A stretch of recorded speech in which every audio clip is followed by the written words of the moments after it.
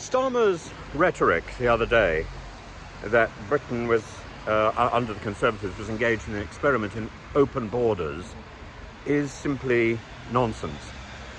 And it makes for good rhetoric. It tries to sideline Nigel Farage.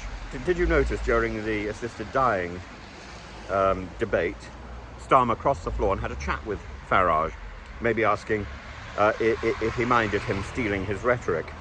But the point is, he doesn't do it as well as Farage. Farage is the master of this. The last Conservative Party tried to embrace that rhetoric, and that's all it remained, words. Now, for Starmer, I think he's trying to do something else, because Starmer is trying to silence the lingering ghost, the spectre of the open borders debate and the various books. I think I've got three copies of the book Open Borders, which is very much a plaything of the left, and he wants to stamp on that firmly. So by accusing the Conservatives of pursuing an open borders experiment, he effectively distances himself from that. So I think that's the purpose. It's a political game rather than a genuine statement. And that, of course, is duplicitous, isn't it?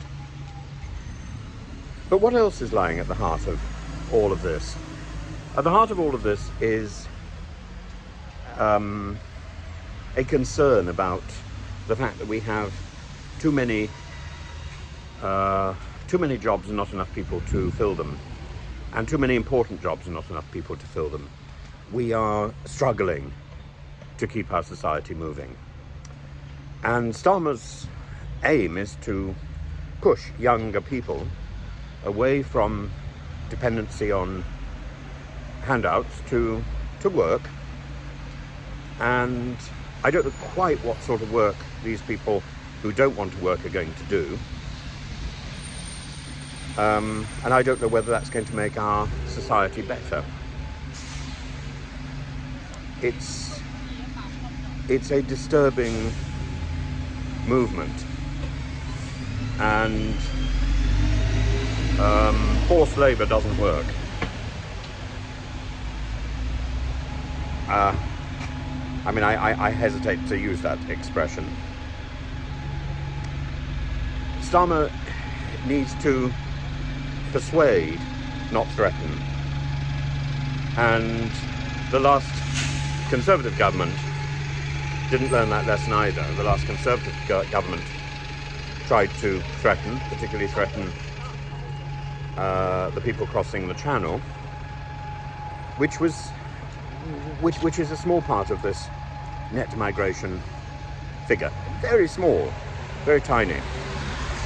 But to judge by the rhetoric and the amount of money being spent on dealing with this by Suella Braverman and before her Priti Patel and then Robert Jenrick, and Kemi Badenoch, of course, you'd get the impression that this was the major cause of the migration problem.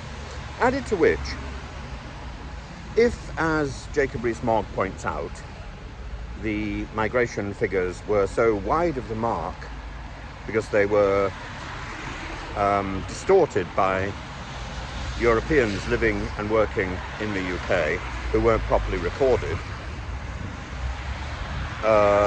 he said when Europeans applied for a residence permit, the government assumed it would be about 2 million. It was 5 million.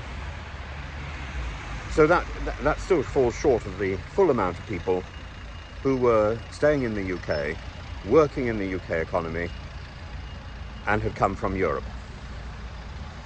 And Rees-Mogg points out that the net migration numbers dropped because of COVID and then went rapidly up, particularly in 2022 and 2023. And that the figures weren't genuine because they were inflated by this new way of tallying.